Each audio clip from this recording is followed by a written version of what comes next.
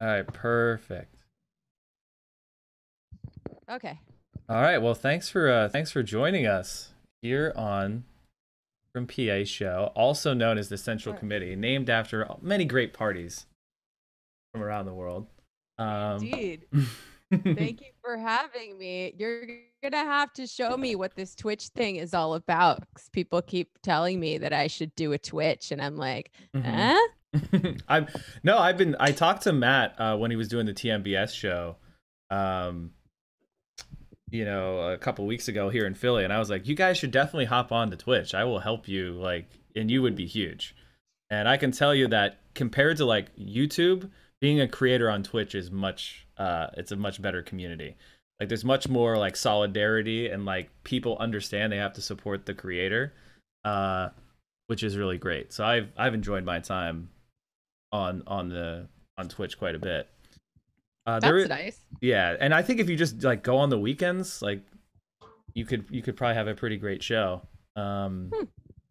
so just to explain who you are to everybody who's part of my community that might not know the Majority Report, and you in particular, let me give a bio here. Is Jamie Peck is a Majority Report contributor and host of the Antifada podcast. And you can find her as well with bylines in The Guardian, Rolling Stone, and Commune Magazine. So thank you for joining us, Jamie.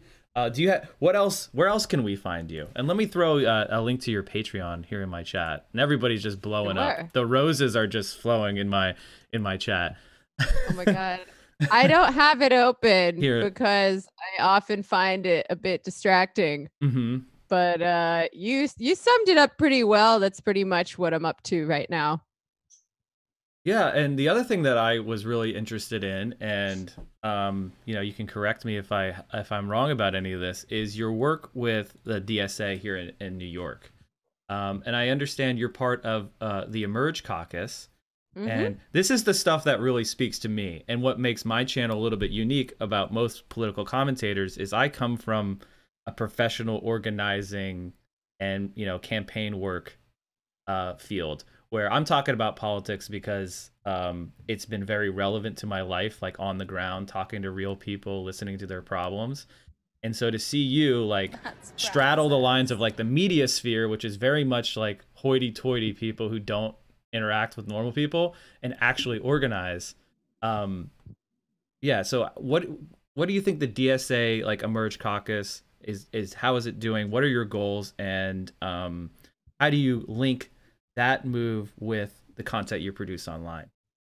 Oh, that's a good question. I think I'm still figuring it out, to be perfectly honest with you. I haven't been as active in DSA and Emerge lately since my term on the organizing committee of North Brooklyn ended. I was a little burned out. I I kind know of that took a feeling. step back for a minute, but I am definitely still a part of it. And I've also been attending some of the, can I swear on this? Yeah, go ahead. It's Imagine you're the free. Yeah. the uh the the FTP, the Friend the Police protests, which have been going on in New York City, to try to get the NYPD out of the subways and more broadly protest austerity and neoliberalism in a way that connects up to the other protests going on around the world in places like Chile and Hong Kong Right. and Lebanon and elsewhere. Um, how do I connect it up? I don't know. I feel like I might be a little too much of a rock thrower for hmm caucus life sometimes. We all have to be really polite to each other now that we're all in caucuses, which is a good thing. But mm. there are times when I'm like a little bit spicy. So, like, I'm still figuring out how to navigate that, because even if I don't say I'm writing something as a member of DSA or a member of Emerge, like, hmm I am. So hmm I have to be mindful of that. Um, I really want my podcast to be sort of, I mean, Andy uses the term an organ of the party, hmm which is optimistic, I think, that a working class party is in fact imminent and forming. I think that it remains to be seen. Mm-hmm. honestly. And I mean party, not like the Democrats or the Republicans. I mean it in a more a loose Marxist sense. Mm-hmm. I don't know. We've talked a little bit about. I hope Oh, or, uh, maybe probably okay. oh, hold on. I Yeah. lost you. You roboted just a little bit for me. Sorry about this. Oh, You know how okay. to, yeah. I think we're So, good now. I think my podcast serves, I hope for it to serve a purpose of not just entertainment, but political education to help people think about radical politics in a practical way and what the praxis Mm-hmm. of a revolutionary Marxist could look like in these current non-revolutionary times. Right. And we always try to end on a call to action at Mm. the end of every episode, like, how can I use this? How can I get involved? How can I take this knowledge? And like, some episodes are more conducive to that than others, obviously. We have on organizers. And then sometimes we have on leftcom theorists Mm-hmm. who don't always have a lot of concrete suggestions, but most people do pretty well with the question, I think. Yeah, what I really enjoy about your show and why I think everybody should listen to it, if you like mine, is she challenges me from a left perspective. And like a lot of like I think I learned a lot from we listened to it today again, but I learned a lot from your talk about with sex workers about that weird tension in the left with people who are uncomfortable with sex work and recognizing sex workers as workers, and helping me examine like some of my remaining lib takes. Like I was previously not prior to just listening to this, but I previously was an adherent to like a legalization framework or like a Nordic model. And then being educated by sex workers, I realized like a blind spot. And this is something that I want to ask you about is, why do you think it, like, is there a problem with like sexism in the left? And particularly like when I think about who would I ask to the best way to run a coal mine, I'd probably ask the coal miner. But when you bring up sex work, the person that you ask about the best way to handle sex workers is not a sex worker. So is that part of like is that internalized sexism? Is that sexism in our society in general, or how do you like attribute that disconnect on the left? Mhm. I mean, I think it varies. I'm not one of those people, so maybe Yeah, you're asking the wrong yeah, person. yeah. Fair enough. But I mean, there's people are very weird about sex. Hmm. Obviously, it's a very intimate topic for them, and they have a lot of opinions. We have like sort of an ingrained narrative about feminine purity, and specifically, like, because it's like a lot of these people don't really think about male sex workers when they talk about this stuff. They mainly think about women. They don't think about guys. They don't think about transgender people, Hmm. trans women. They think about cisgender women. They have like a very specific vision in their mind of female purity. Hmm. I mean, sometimes it's like well intentioned, but still damaging. I mean, there's whorephobia out there. It's a problem. I think some people also just see it as like a libertarian thing that's not really connected to workers' rights somehow. Hmm. And people are like, well, we want to get rid of all work. Why are we into legalizing or decriminalizing more forms of labor? But actually, as long as we have capitalism, Hmm. you want everyone's labor to be as safe as possible. Hmm. So it just seems like kind of a no-brainer to me. I don't know. Hmm. Yeah, and what do you think about like sexist or feminist critiques of the left right now and the movement that's forming? Do you buy into the idea that there is kind of like a brocialist problem, especially online, or do you think that we're making serious strides towards a more like democratic form of left organizing? I mean, yeah, we live in a sexist society. The Hmm. left is not immune from that. I wish that it was. I have certainly run into brocialists in the course of my own organizing, Hmm. unfortunately. Sometimes people don't realize they're being sexist. Sometimes you need to tell them. And I think we really need to be working to avoid reproducing these damaging dynamics within left spaces. Mm, Otherwise, they're just going to be there. And that is right. one thing that my caucus, Emerge, is very focused on. Yeah.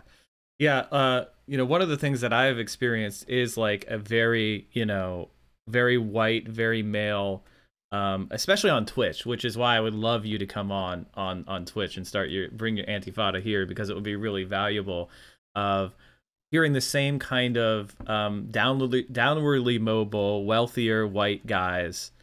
And, you have 6 of them in a room talking about leftism, and you're like, you're missing most of the country right now. And the thing about platforms like Twitch is they originally structurally were built around like the white male gamer bro. And so I think it's an obligation of every leftist to try to platform people of color and women's voices and you can't just say, well, it's not my responsibility that the society is sexist. And that's one of the really exciting things about Emerge. And one of the things that I'm always interested to talk to you about, because we might have different views, which is let me see here, like the way we approach electoralism, right? And I think earlier you said that we have we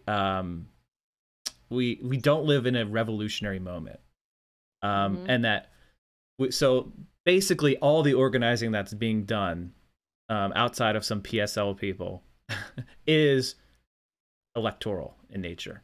And we have I don't think that's true. Okay, no, please refute me. I would love to. What do you think the revolutionary organizing that's going on right now? I mean, the DSA is the biggest socialist organization in the United States. I think last I checked, we had over 60,000 members, and electoral, at least in New York City, is only one of like 10 different working groups. Mm-hmm. And the challenge is to see how all these different working groups can fit together and support each other's work. Right. I happen to think that electoral is always a second order thing, and it should be, by which I mean it's electoral's job to say, how can we support our democratically agreed upon priorities? What can we do to help these struggles that we're engaged in right now? And, I'm still skeptical as to, there's like 2 wolves in me, right? There's like the hypercritical left wolf in me that believes, these reforms are good unto themselves, but they bear no relationship to communism. They bear no relationship to the enormous task ahead of us. And then there's another wolf in me that thinks, well, maybe we're living in historically unique times. I don't really know what's going to happen. But also, like, to synthesize those 2 things a little bit, I think even the reforms that we're talking about cannot happen if you're only pulling the electoral lever. We have to be working all of these at once. And we only ever got anything resembling a social democratic welfare state here or anywhere else at any time in history. We've never gotten that without massive amounts of struggle, and a whole lot of anarchists and communists pushing for something much more radical from the outside. So even if you're not a... Uh-oh, we lost you again. Oh no. You had such a good point. What happened? Did I F? Oh, can you hear me? Yeah, I lost you right when you said we had a whole lot of communists and anarchists in whenever we got even in the social democracy. Yeah.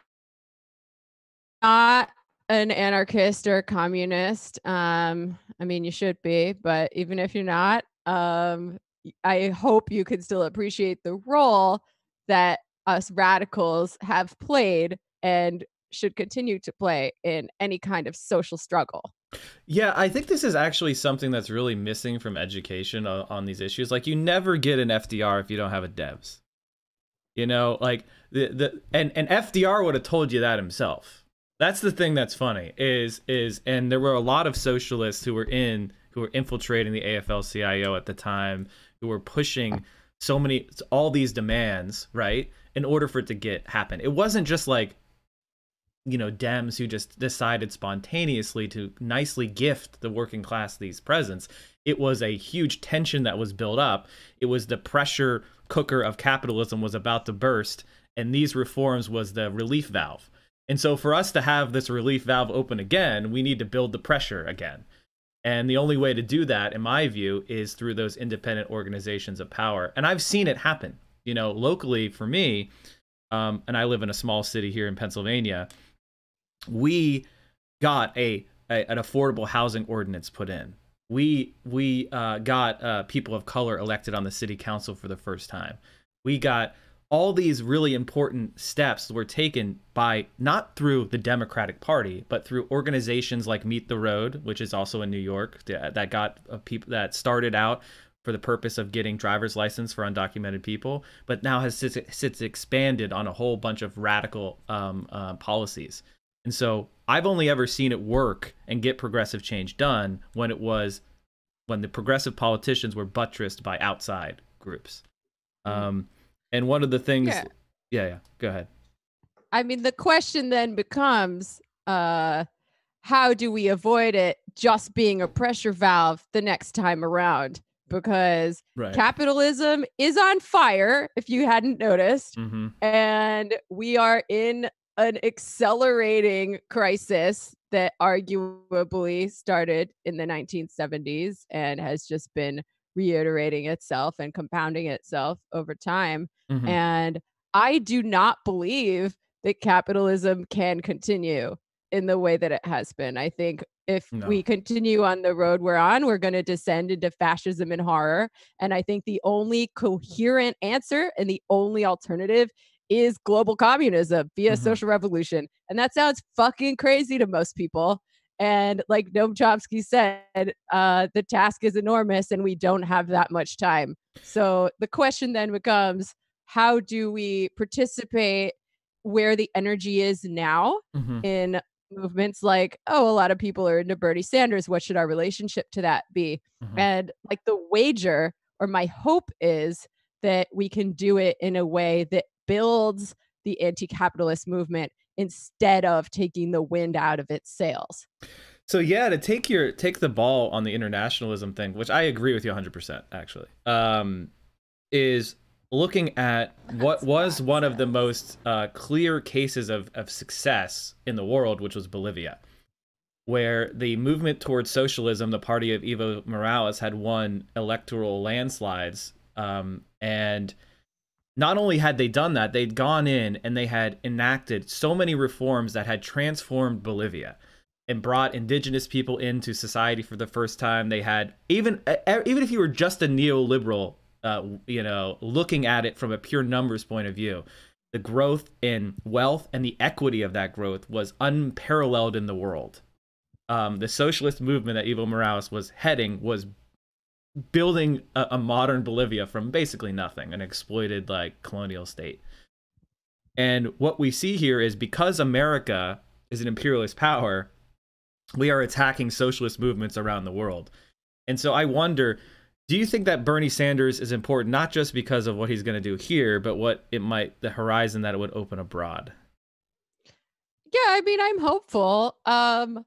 I mean, I guess I have a slightly different definition of socialism than some people do. Yeah. Because I think the actual definition. What we saw in Bolivia was great. But economic development, business is it's not socialism, it's capitalism. Anytime we bring the economy under more democratic control, I think that is a good thing. But I'm on some galaxy brain shit. I want to destroy the economy and abolish the value form. That said, yeah, I think a left internationalism, a socialist international between countries where we have social democrats like Bernie or people to the left of Bernie in power, is just the bare minimum that we're going to need to solve global crises or survive, like climate change. Yeah, for sure. And I don't think it's going to be enough. Personally, I think we need to take it all the way, but it would certainly be a good start. Yeah, So yeah, that brings me to Bernie Sanders because, obviously, from my point of view, I think Bernie Sanders is really our only hope for survival. And I hate to put such like a lot of pressure on it, but I don't think people really are engaging with the reality of what we're facing, especially with global climate change and like the way the right is rapidly accelerating into eco-fascism, like before our very eyes. Hmm. We're going to be either Bernie wins or really socialism or barbarism. Like, and now is the time. Like, we don't have any more elections. Um, and so I wonder, like, do you think of Bernie's platform and his campaign as a pressure valve for capitalism, as I described FDR as, or do you think he's someone who's going to enact like non-reformist reforms that's going to accelerate the power of working people and increase class consciousness? What do you think of that? I mean, I think it really remains to be seen. I don't think Bernie is hiding his socialist power level. I think what we see is what we get with him. Mm-hmm. And I think he upholds a form of social democracy or democratic socialism. And there is like kind of a fine line in between those two things, finer than some people probably think there is. But Mm-hmm. what was the question No, again? I'm very tired. no, yeah, yeah, and I won't try to keep you on too long, but do you think that Bernie Sanders movement really is like a pressure valve for capitalism, keeping the machine turning, or do you think like stuff like Medicare for all and card check, or are going to be non-reformist reforms that accelerate like leftist progress and get us towards that revolutionary break that we all want? I mean, I think it has potential to go either way. Mm-hmm.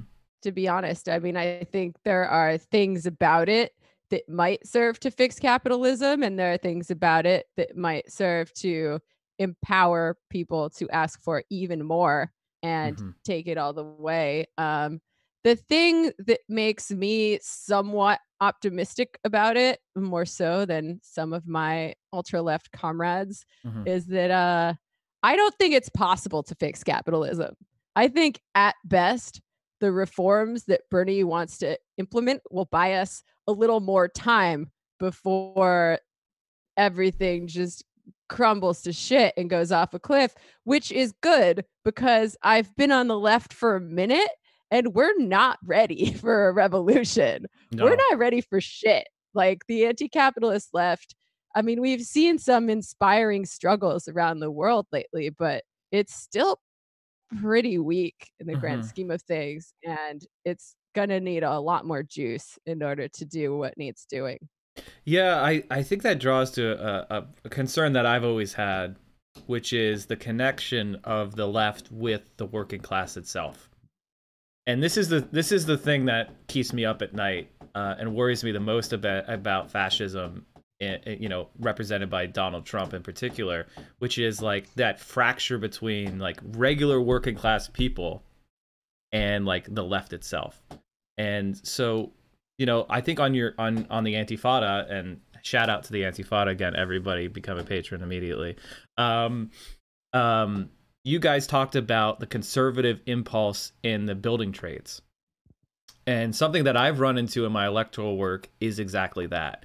Is building trades supporting conservative Democrats, building trades supporting actual Republicans, and Oh yeah. and also not, some of the trades are much worse than others, but also like not supporting progressives or like standing in the way of progressive politics.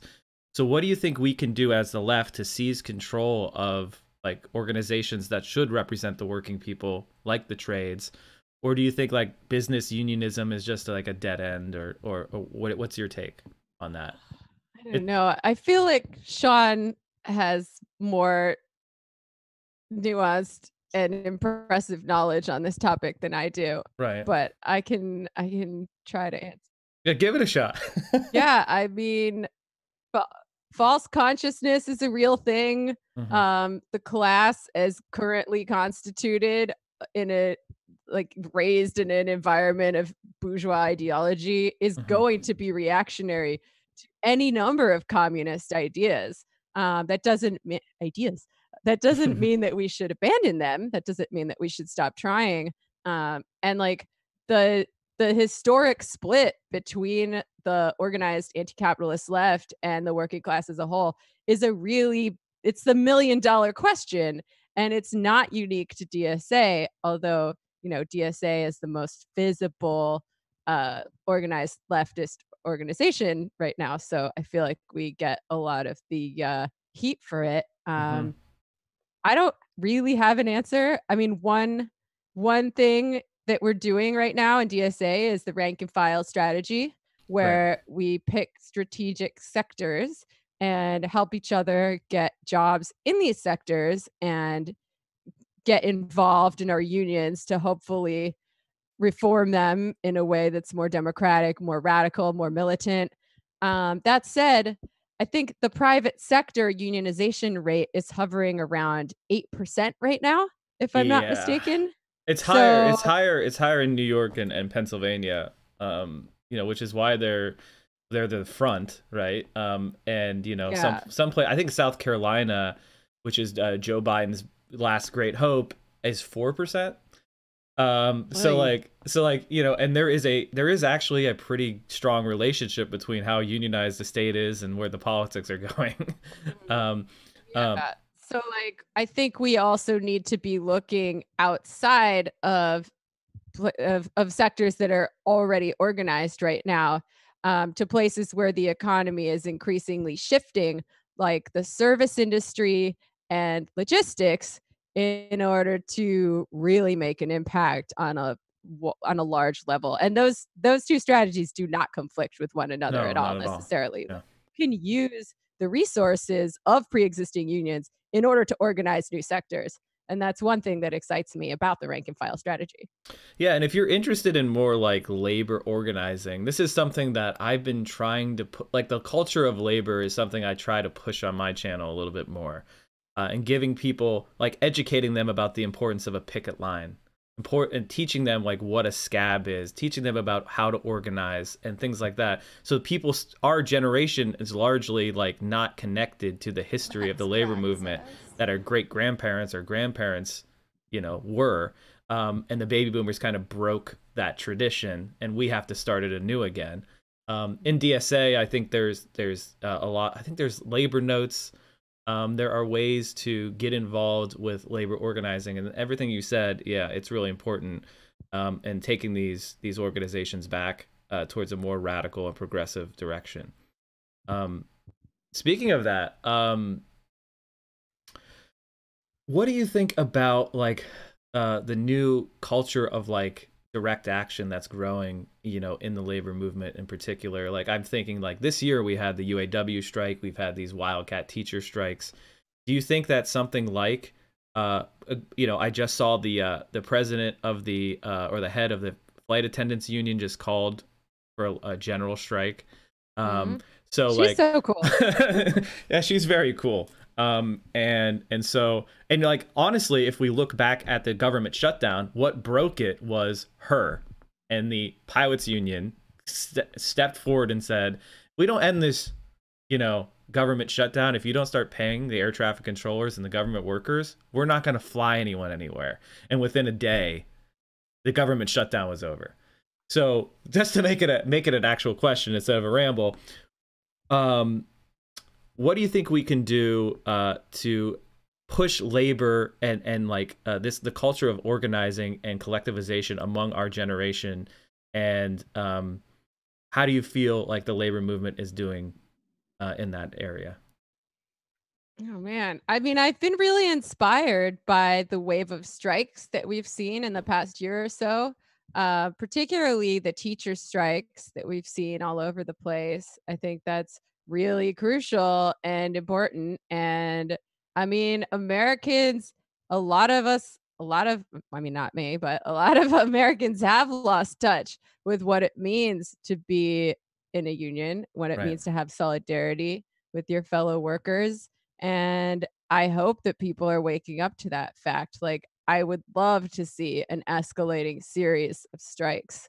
Mm-hmm. It would just be, I mean, we're very far away from that right now, Right. but and I would love to see the kind of social justice unionism come back that we haven't seen in a really, really long Since time, the that 60s. isn't just concerned, yeah, that isn't just concerned narrowly with, you know, its own members pay and benefits, but Right. really with all of society.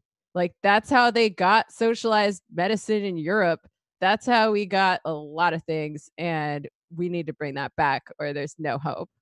Yeah, this is one of the things that that inspires me about Medicare for All, and what's so exciting about DSA taking that as one of their issues to push for is, I believe, and feel free to disagree with me, that something like Medicare for All is inherently in a destabilizing effect on capital relations with labor. Because if you look at the UAW strike, the first thing they did is, UAW has the best healthcare plan in the private sector, was what everyone was told. They negotiated for that. And then when they went on strike, the first thing that GM tried to do was take away their healthcare.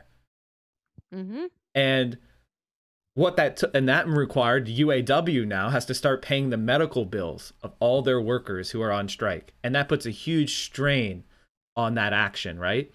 And, people are going to, in desperation, they might cross a picket line to save their kid. Like that's the kind of tension that privatized healthcare creates. So if we create Medicare for All, don't you see that as something that will increase like labor power, because people are not depending upon their employer anymore? If they strike, they can still get their insulin. Absolutely. I mean, I think it was hopefully instructive for a lot of people, people in organized labor who maybe think that this struggle doesn't apply to them. It absolutely does. And I think a lot of the rank and file can understand that. But there are people who are like, well, we're in the aristocracy of labor. We Right. bargained this for ourselves and everyone else can fuck off. Unfortunately. Like it does seem like a non-reformist reform. Anything that increases people's power uh, and decreases their boss's power over them, over the basic necessities of survival, seems like it could have a positive snowball effect. Yeah, and this draws us to, like, maybe I'll make it a little bit more personal for me and you. I don't know about you, but I don't currently have a W-2. My last W-2 was with the Democratic Party in 2018.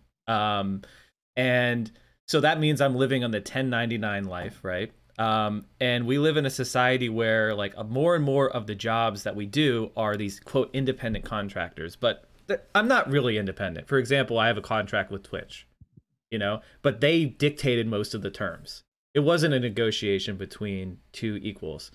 And so the so-called like gig economy is dominating more and more things. And so what do you think we can do? Like, do you think there is a future of like organizing people online, like YouTubers or Twitch streamers or content creators like yourself?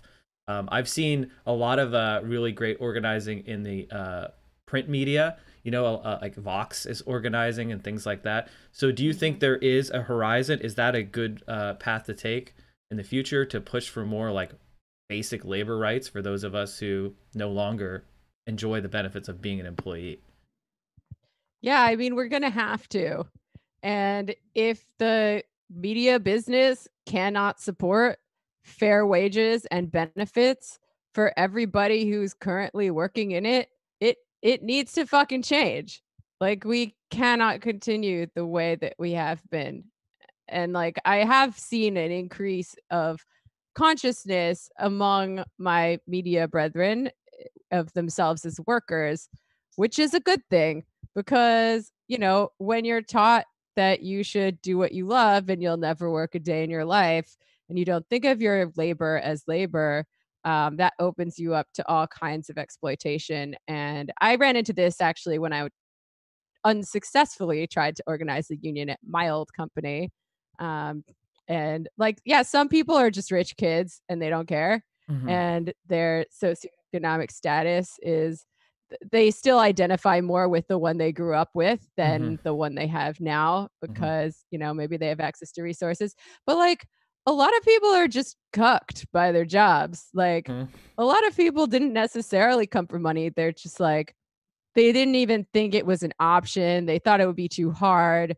They were afraid they'd get fired and they wouldn't have any money. And like these are all rational concerns. Like I don't want to pretend like it's easy to organize a union. No, not in but America. I think that is no. I think that is starting to change though. And that is another thing that hopefully President Bernie Sanders could do for the movement is, pass some better laws, get rid of the bad laws that in a way that facilitates the self-organization of workers. Yeah, I mean, when I look at history, and that's such a great point, and I think this is why, well, the thing I'm most excited about Bernie is I look at his history in Burlington, right, as mayor. He has actually had power before.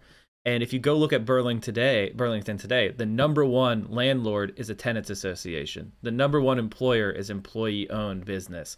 Like you go down, when they did the waterfront development, it wasn't some sort of condo high-class person. It was a public waterfront with parks and public housing. And so you look and see the transition that Bernie Sanders has put into Burlington, which is now like widely considered to be, he was the best mayor in America. When he was mayor there, and that Burlington is one of the best places to live. I see that same like practical way of applying our principles, taking theory, bringing it into praxis, praxis. Yeah. So ultimately, like, when we look back in history at FDR, like unionization in this country went from like 10% when he started his term to 40%, and that was the absolute high water mark in American history. And ever since that, the New Deal, it's been on the decline, and it got much more rapid in the 80s, but it was still on a downward slope. So somebody like President Bernie Sanders reinvigorating the labor movement and getting people organized again.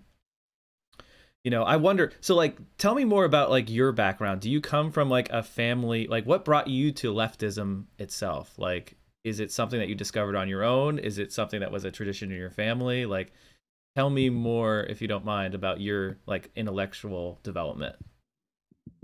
That's an excellent question. Well, as many people are fond of pointing out.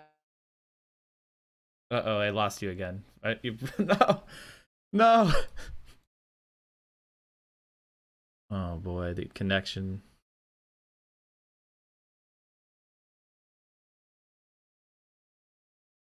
CIA got her. No, CIA. I swear to God. Oh. Okay, you're back.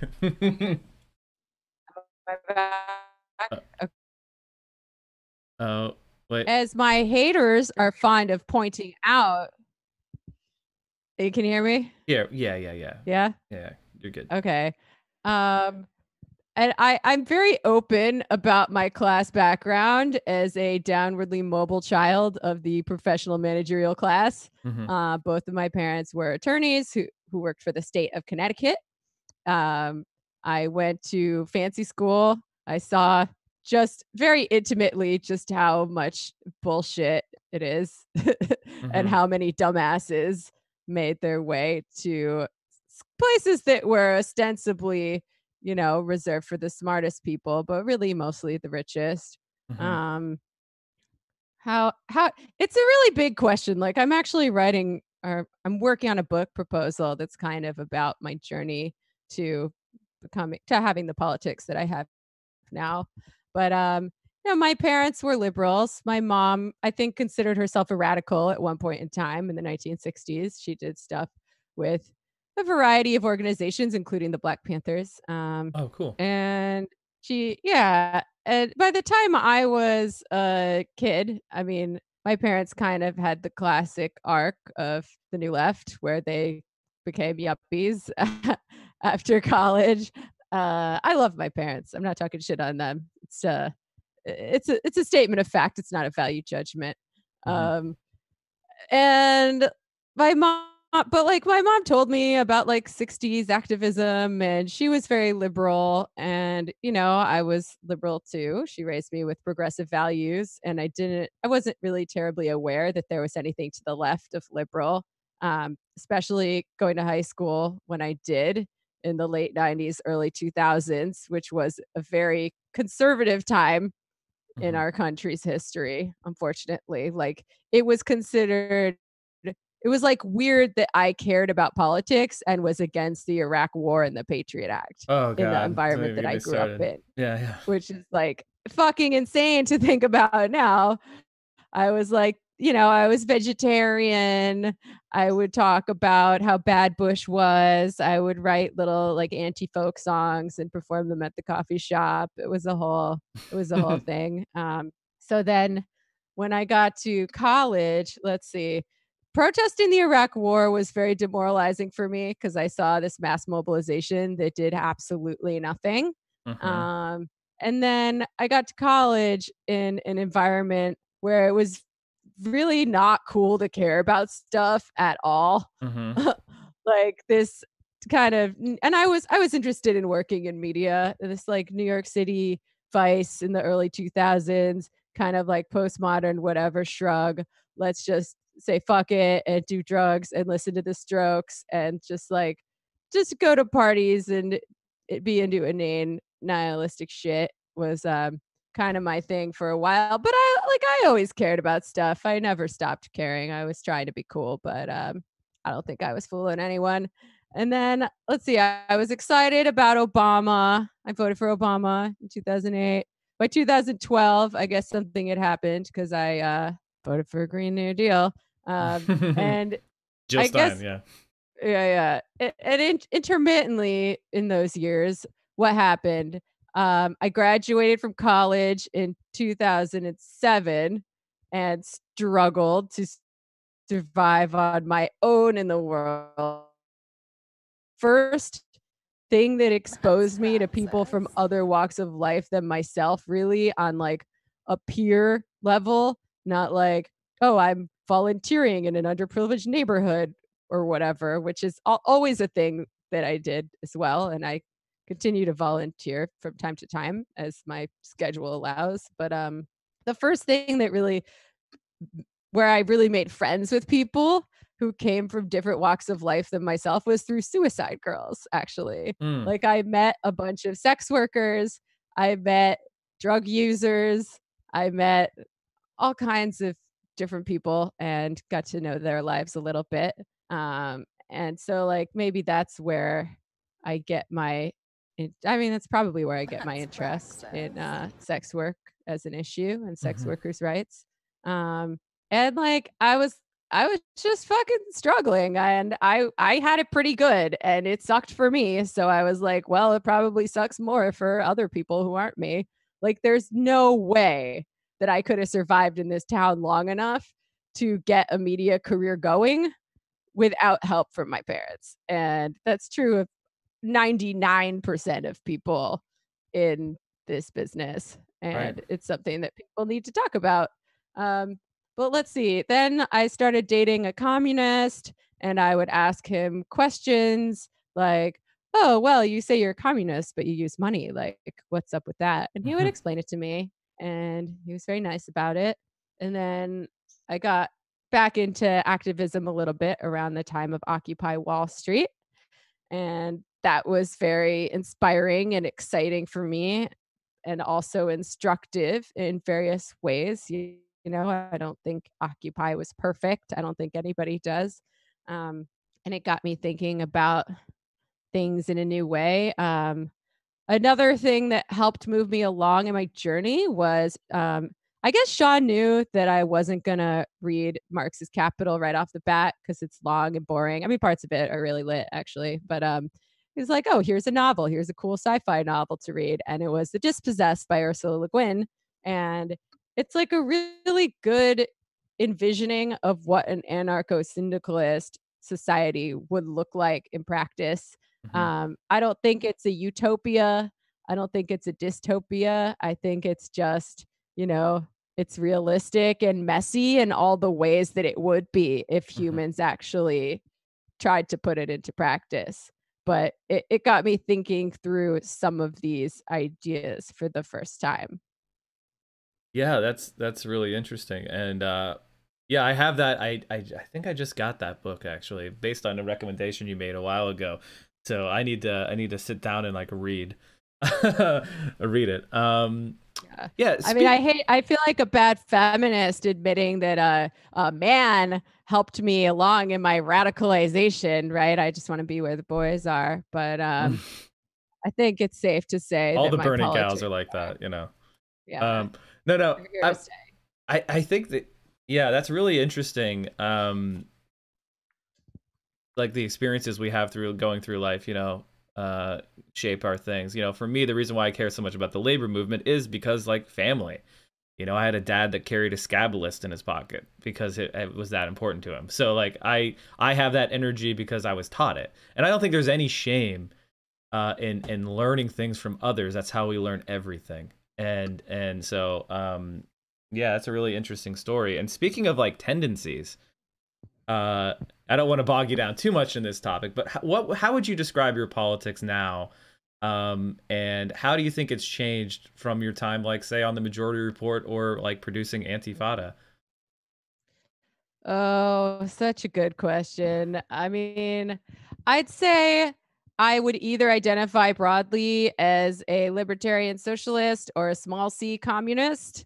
Um, I used to say anarcho communist. I think libertarian socialist is broad enough that it includes different kinds of sort of anti authoritarian communism or some other less loaded word, right? Because Hmm. authoritarian is a word used by Western imperialist propaganda Hmm. to turn us off to communist ideas.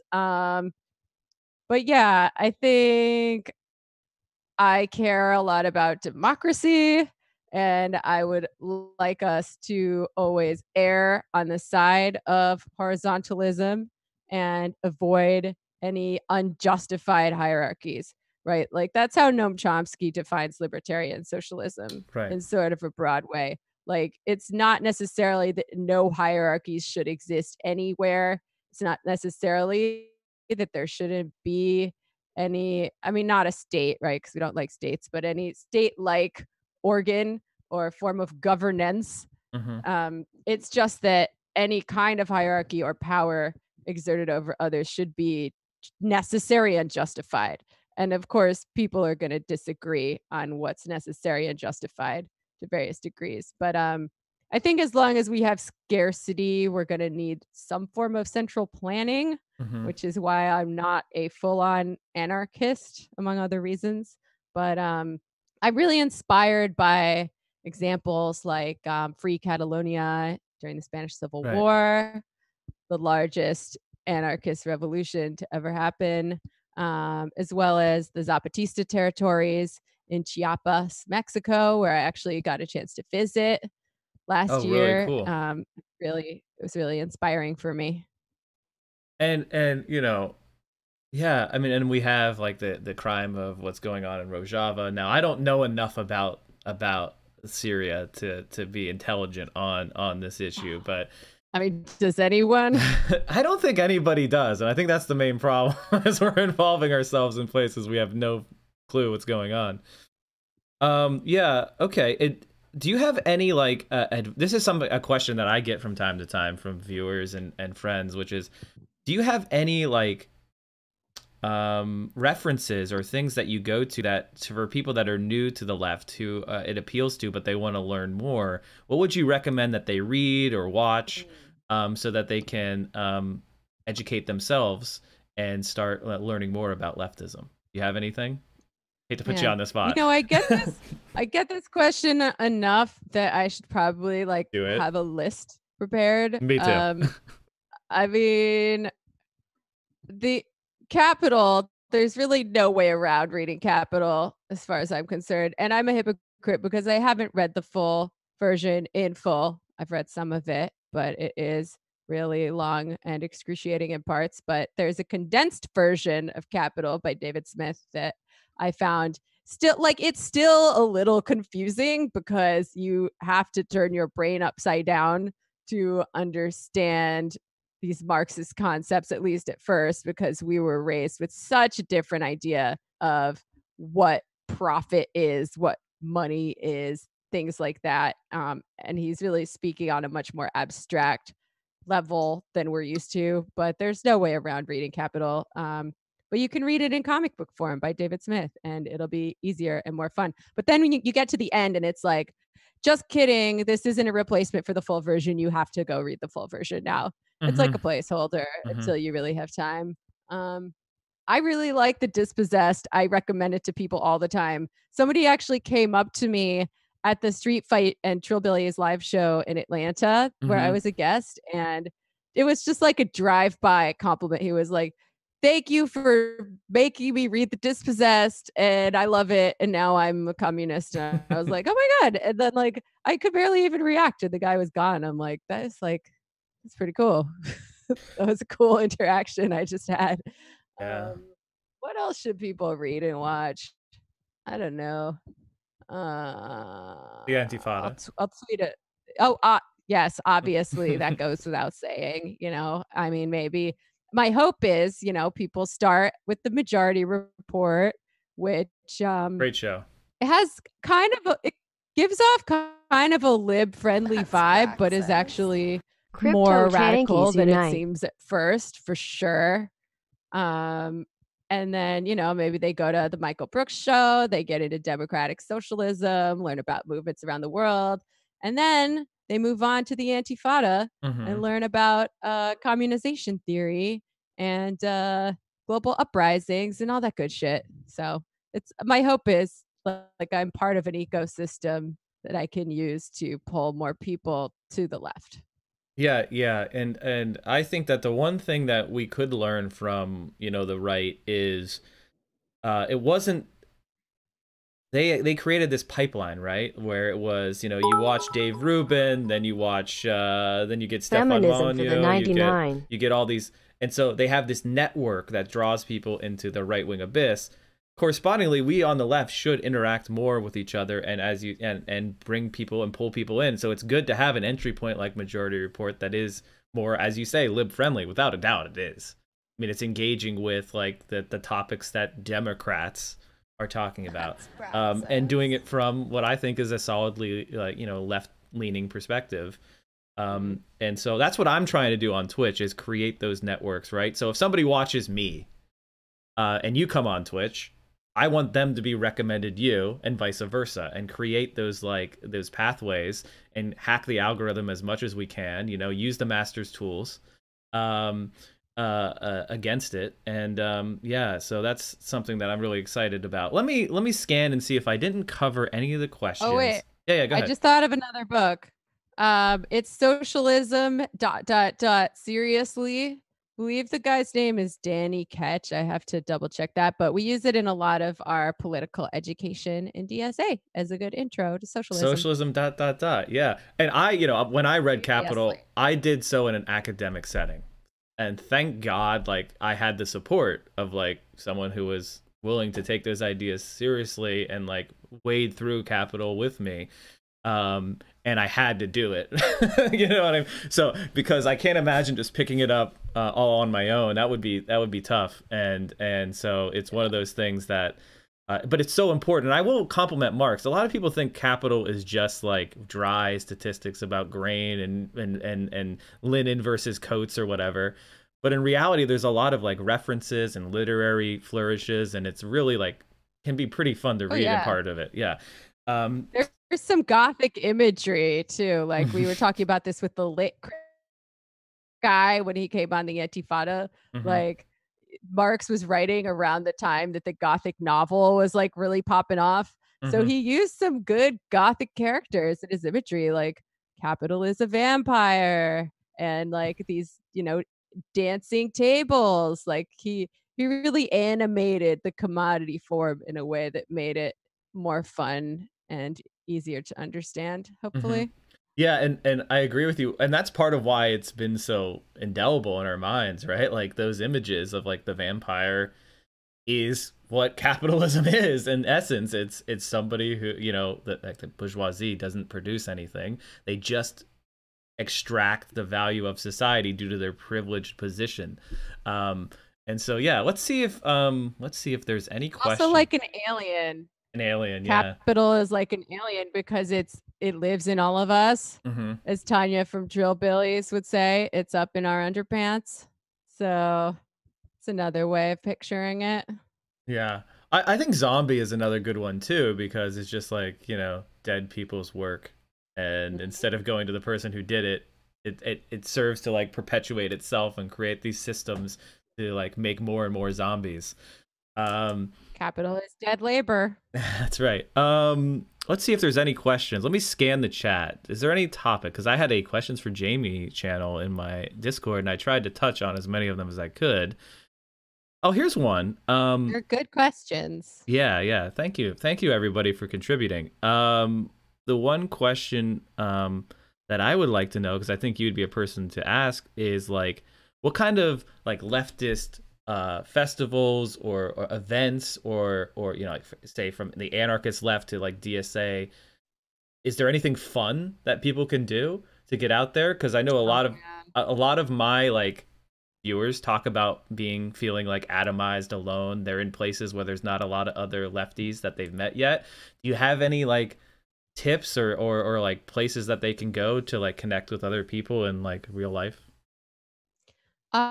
I think DSA is very good at throwing lots of events, especially for new members or people who are curious about DSA. I've been involved in planning a few different parties and events for DSA as part of North Brooklyn DSA, as well as I kind of spearheaded a party for my caucus, Emerge, when we were in Atlanta, and we got to meet other commies from all over the country, and that was really nice and really fun. And it's important to have community. The Socialism conference in Chicago is always cool. I also went to a very fun camp, but I'm not supposed to talk about it. Oh, so okay, gotcha. But it was, you know, if you track down camp for commies, you should probably go. Yeah, no, and I wanna underline DSA because like I can tell you like locally here, I went to the very first meeting of my DSA. We had 3 people. There was no one there. And then we just started like putting it on Facebook. We created a group, and then eventually we had 10 people, and that was the bar to get nationally recognized, right? And now it's at like 50 plus people, and I'm not even like a thing anymore. Like it took on a life of its own. So if you're in a medium-sized, small-sized town or city and you don't think there's any leftists around you, you are very wrong. It's just a matter of reaching out and finding them and building something. And you know, I would definitely recommend that Socialism conference. I missed it this year, but I'm definitely going to make it out there next year. Yeah, okay. Well, it's been about an hour. I know it's your Friday, and then you're about to go into the holiday, so I don't want to keep you too much longer. I mean, my next task is actually recording a 2-part episode of the Antifada called I Love the 2010s. This was Andy's idea. I'm not really sure why I said yes to it, but I didn't really have any ideas of my own, and now I'm stuck doing it. So I could answer 1 or 2 more questions if you got them. Let me see if I have. Okay, I appreciate that. This is now bonus Jamie time, guys. So say thank you. Make sure you can say thank you by, of course, subscribing to the Central_ Committee stream. Help me make my push for 1,000 subs, and I think we're getting near 10,000 followers. So hit the heart button if you can't afford to sub. But more importantly, if you want more great Jamie content, become a patron of the Antifada. Please do that. Jameson wants to know, how is Beto adjusting to his new living conditions? Great job, Jay. This is a mod. This is the quality questions you get from your mods. He's you know, I keep on telling him he's always welcome if he wants to come be my winter I don't want to say boyfriend, because that implies like inequality that will not exist in this relationship, but like, right. you know, my winter sub, sleep on a pallet of hay in my closet. He's always welcome. That beard is clearly a cry for help. Have you seen it? He looks so sad. So like someday maybe we'll find out how Beto adjusts to his new living conditions. Let me see here. There's just there's some questions. I don't know. Is there any place in the world, someone is asking, that you think we should look to like for motivation currently, or inspiration in the way they organize society, or should we be looking towards what you talked about, like those regions within, you know, Spanish Civil War and other anarchist experiments? Is there any place right now that you think Yeah. has something to teach us? Yeah. I mean, That's definitely learn about the praxis. Zapatistas. They have achieved amazing things in the territories that they control, and they're still doing stuff. They just announced a bunch of new caracoles, I keep my trust fund which is amalgamated. basically a town, Zapatista I am town in. or territory. The way they run their society is very inspiring to me. They're basically anarchists. They're basically libertarian socialists, synthesizing sort of this very old indigenous culture, which happens to be very collective minded, with thinkers like Marx and Bookchin, and obviously Subcomandante Marcos has done a lot of good work. They I mean, unless you're like a full-on and prim, you acknowledge the need for some form of governance, Right. right? Yeah. Which is different than what we think of as a state. But you know, they're not living in some kind of weird primitivist nightmare. Like they have a very civilized. I mean, of course, why wouldn't they? They have a very well-run society there, um, run by these councils. There's no set way of choosing people for the councils. They can volunteer. They can be nominated by others. Like, hey, I think you'd be good for this. And most of their terms are very short. They rotate out a lot, and they make the juntas. It's called the Junta del Buen Gobierno, Mhm. and they make decisions in conjunction with these assemblies where anyone can come who wants to. And they've been able to hold off the Mexican state since 1994, Right. which is pretty fucking impressive. I mean, partly because the sentiment of the Mexican people was overwhelmingly on their side when the state was coming in and killing them. That was a pretty bad look. Um, and they've achieved something that's really remarkable in the poorest state in Mexico. Right. The kids all go to school up through age 14, I believe, and the average age in the rest of Chiapas is like 6 or something really low like that. They all have uniforms. They've clearly put a lot of resources into education in the town that I visited. They have electricity and running water there, Mhm. and the internet, which is something they don't have in a lot of the surrounding towns. Right. And I have no idea how they did that without being on any grid. Like, Mhm. if you look at a map of Chiapas, there are places that look from the satellite photo like it's a town, but it has no name on it, and that's where the Zapatistas live. And they've been able to preserve their way of life in a way that's, I mean, they're not primitivists. Like, they have the internet there as well. Mhm. I want the But internet.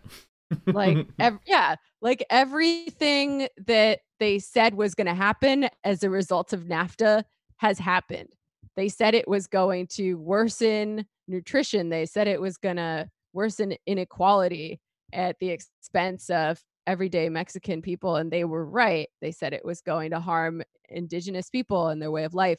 And like, I also hope that we can get to a point where we're not like making progress for progress's sake, right? Like, I don't think there's anything inherently better about living in a big city than there is about living in a small rural community where you grow your own food. Mhm. Like, I like to say I'm glam prim. Like, I would like to live off of the land in a way that incorporates the modern conveniences that capitalist development has brought us. So, like, yes, maybe I might like to live in a yurt, but I want the yurt to have Wi-Fi and a Mhm. toilet. Mhm. And it's like, I don't want to romanticize or idealize anyone either. Like, they did this out of necessity because they had to in order to survive, and they're doing it in a really impressive way. And I got to talk to the junta there briefly in my bad Spanish, and it was a very inspiring moment for me. And there are some people who are like, "Oh, well, that's all well and good, but these indigenous Chiapas, they have a common, they're like ethnically and culturally homogenous, you know, and that is true to some degree. Like we are divided by all sorts of different things in America by race, nationality, all that shit. But like they're not like a hive mind just because they are culturally and ethnically homogenous, right? Like there's room for all sorts of different people within that. Everybody's different. Not everybody agrees on everything always. And my hope is that, you know, with some modifications, this kind of model could scale up to some sort of global socialist federation. It sounds crazy when I say it right now, but I'm hoping that the more we talk about this stuff, the less crazy it'll seem. Yeah, well, there's one more question that I have for you, which is from one of our friends, Space Ghost, who says, I know Jamie's into punk music, and punk was an avenue into lefty politics for a lot of people. So I was wondering whether she thinks music scenes like those can be useful for organizing. And he says, I like punk a lot, but I also see a kind of dialectical tension where on the one hand it promotes anti-authoritarianism and hostility to consumer culture, but on the other hand, its emphasis on individuality can lapse into solipsism and has made itself ripe for commercial co-optation.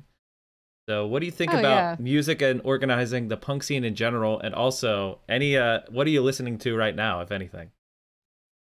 That's my own ask.